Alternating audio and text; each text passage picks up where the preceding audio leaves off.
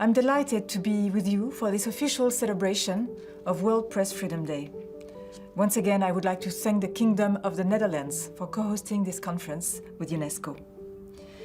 This important event is an opportunity to highlight once again the essential role played by the media in our societies. Not only are journalists conveying vital information during the pandemic, they also help us distinguish all manner of truth from falsehood, which is fundamental to our social contract. Yet, journalists continue to be targeted, harassed, and attacked. In recent years, threats against them have grown because they disrupt, because they tell the truth, or to put it simply, because they do their job. According to UNESCO's most recent report on the safety of journalists and the danger of impunity, between 2010 and 2019, close to 900 journalists were killed because they're journalists, one every 4 days. In December 2020, the World Press Freedom Conference took place in the World Forum in The Hague. Because of the corona pandemic, this conference had to take place online. Every year, a different country organizes the conference, and in 2020 it was organized by the Netherlands. One of the journalists who attended the conference was Lina Atalla, the chief editor of Madame Massa from Egypt. Atalla is a journalist who works constantly under threat of arrest. She was most recently detained in May while interviewing the mother of a political prisoner. Released 24 hours later, she was right back at work. Authorities have tried to silence her by blocking the Madame Massa website. Atalla continued publishing on alternate sites and social media.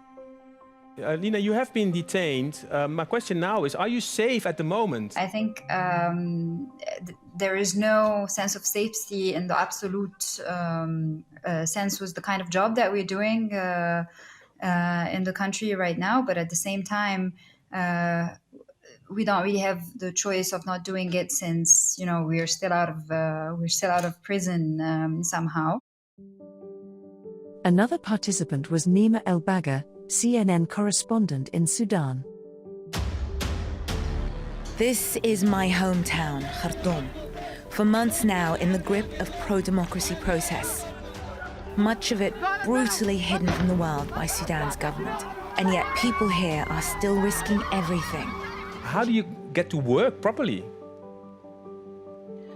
Well, we are, as you said, in a shaky transition, but in a transition. So that's incredibly optimistic. I do think that sometimes, just briefly to comment on this, we talk about what people like Maria and I witness as kind of being seen as the front lines. But I think we need to take a moment to talk about what Elizabeth and her bureau and our colleagues in the White House have gone through for the last 4 years. How does that feel when the most powerful man in the world calls you out and tells you you are nothing? These are all different tools, but they're from the same toolbox. Well, it's been quite a challenge. You can imagine that we had everything planned for the conference to take place in April, where the COVID pandemic stopped us from getting together. And then we had to rethink and decided in the end that it would be best to organize a digital event where everybody in the world can take part still. And if you look at the questions that we're getting from the audience that are registered, they are from everywhere in the world. The voice of the audience is really important in the room. Before you introduce some of your questions, where are the people watching from? Can you see that? Yeah, that's a good point maybe to start with, because we see that we have a very, very, very diverse audience. We have people tuning in from Aruba, the Philippines, Nigeria, China, Ghana, Australia, and so many more countries. So it's really good to see that there are so many people watching, since this is, of course, a global issue that needs to be tackled. During the opening of the World Press Freedom Conference, the Dutch Minister of Foreign Affairs talked about the importance of a free and independent press. Could you explain why freedom of press is such an important dossier for the Dutch policy, for the Dutch human rights policy, actually? Well, first of all, it's part of a very Dutch tradition. Our country exists for 400 years now. and gained its freedom in a struggle for independence. And freedom of religion, freedom of expression was very much part of that struggle. In those days, people from all over Europe came to the Netherlands because they were free to speak out, to publish books. And that has resulted in a tradition, also a judicial tradition here in The Hague.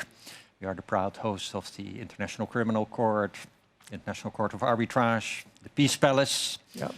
So with such a history, which is also deeply felt in Dutch society, we feel obliged, but also honored to host a conference like today. You see an increase even in attacks on journalists. You've got a personal story to that as well. Yes, you are no doubt referring to the death of my cousin, Sander Tounes, yes, who was killed in 1999, working as a journalist for Financial Times and Dutch newspapers in Indonesia. And one day I woke up, I heard the radio news that a Dutch journalist was killed in Indonesia. 10 minutes later, the phone rang and my father told me it was Sander, which brings it's very close to you. What is it you want to concretely do to help journalists like your cousin, like Sander? I really feel it as a moral duty, as a minister for the Netherlands, this country with this tradition, that is not free of its own problems. To be honest, journalists have been under attack in the Netherlands too, by organized crimes, by people just hating the messages they spread. At the same time, within and outside Europe, in a number of countries, the situation is far worse. And often when I visit other countries, the embassy organizes meetings for me with local journalists, which are extremely important as a source of information to do my work. But it also makes clear to me that I have a responsibility, together with my fellow foreign affairs ministers, to do all we can to make sure that they can do their work in safety. Of course, you've got words, but you've got a contribution as well. A contribution, as I understand, of 7 million euros. We will be providing 7 million euros to the United Nations to work together with them on training programs. Yeah. For instance, for police officers in how to protect journalists, training for journalists, and also programs for the safety of journalists. In the Netherlands, we have what we call a Shelter City program, where journalists or human rights defenders from all over the world can come to the Netherlands for a period of 3 months to breathe some fresh air, to work in safety, to discuss with colleagues. We will also extend that program. And I'm really very glad that later today I will have a ministerial meeting. So I'm 54 ministers. 50 ministers. So yeah, I'm very happy with all the 3,000 people participating in the conference. But the ministers will underwrite with me a statement that we will do our utmost to protect journalists. And those more than 50 signatures are very precious to me. And of course, I will call on them to cooperate with me in convincing the ministers that are not yet under the declaration and working on procedures and methods to better protect journalists worldwide. Hajar, some questions, maybe one or two? We do have a question indeed already. The first one is for Lina. A lot of reactions, by the way, also on Twitter. A lot of people really feel the courage of your acts and really are inspired by them. A question from Nigeria for Lina is, how did you feel when such a situation happened to you, where you were like hindered in your work? And most especially, what motivates you to continue your job despite those situations? What keeps me staying is being out of jail, basically, but also the communities that we've managed to grow around us, who really feel that the job that we're doing is very important. So I often say that it becomes less of a choice, or it's at least a one-time choice to start doing this job, and then it becomes very hard to stop doing it. So I guess we should carry on somehow. Next year will be the 25th time that the conference will be held, and that will take place in Namibia.